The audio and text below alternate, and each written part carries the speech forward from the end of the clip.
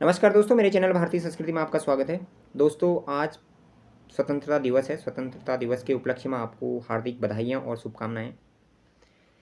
जैसा कि हम सभी को पता है, 15 अगस्त 1947 को हमारा देश आज़ाद हुआ था, परंतु हकीकत कुछ और है। 15 अगस्त 1947 को हमारा देश आज़ाद नहीं, बस सत्ता का हस्तांतरण हुआ था, जिसमें रूल्स एंड रेगुलेशन सारे ब्रिटिशर्स के रहेंगे। चलाएंगे भी वही, बट चेहरा भारतीय होगा, जिससे कि भारतीयों को ये ना लगे कि हम आज़ाद नहीं हुए हैं। और वो भी ऐसा चेहरा जिसे न भारतीय सभ्यता का ज्ञान हो, और जिसकी स्कूलिंग वगैरह सारी इंग्लैंड से हुई हो।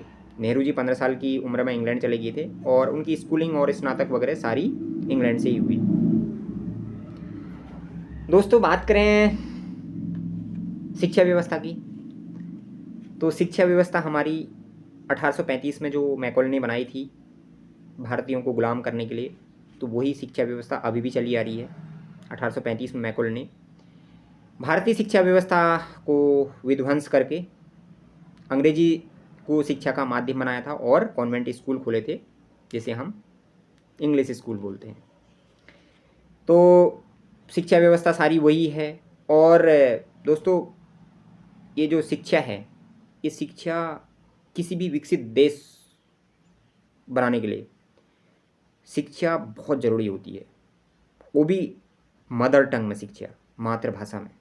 जितने भी विकसित देश हैं, रशिया हो गया, जापान हो गया, अमेरिका हो गया, वहाँ पे दोस्तों ये सारी कंट्रीज़ अपनी मदर टंग में बच्चों को एजुकेशन देती हैं। इकलौता एक भारतीय ऐसा देश है जहाँ पे अंग्रेजी को शिक्षा का माध्यम बनाया गया था, और अभी भी वही चल रहा है।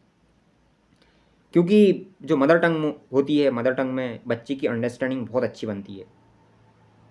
उससे उसकी जो मानसिक विकास होता है, और उसकी जो चीज़ों को एक्सप्लोर करने की जो क्षमता होती है, बहुत बढ़ जाती है। बट भारत के जो विद्यार्थी हैं, वो इंग्लिश हिंदी में फंसे हुए हैं।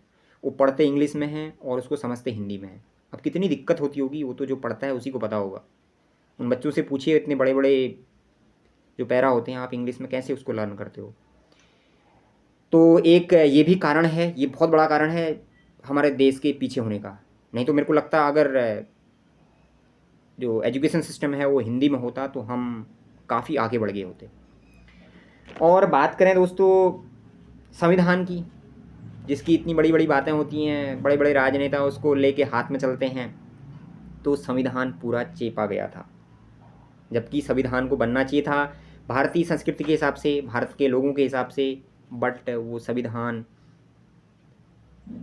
चेपा गया यूएसए से, ऑस्ट्रेलिया से, ब्रिटेन से, आयरलैंड से, साउथ अफ्रीका से, सारी कंट्रीज से थोड़ा थोड़ा उठा के उसको रख दिया गया। जबकि इस संविधान को बनाने में 2 वर्ष 11 माह 18 दिन का समय लगा था, और इसमें लगभग उस टाइम पे 64 लाख रुपए खर्च हुए थे। आज का हम इसकी कैलकुलेशन करें आज के टाइम पे, तो ये करीब करीब 100 से 500 करोड़ के बीच में खर्चा आता है। तो क्या ये खर्चा संविधान को चेपने के लिए किया गया था?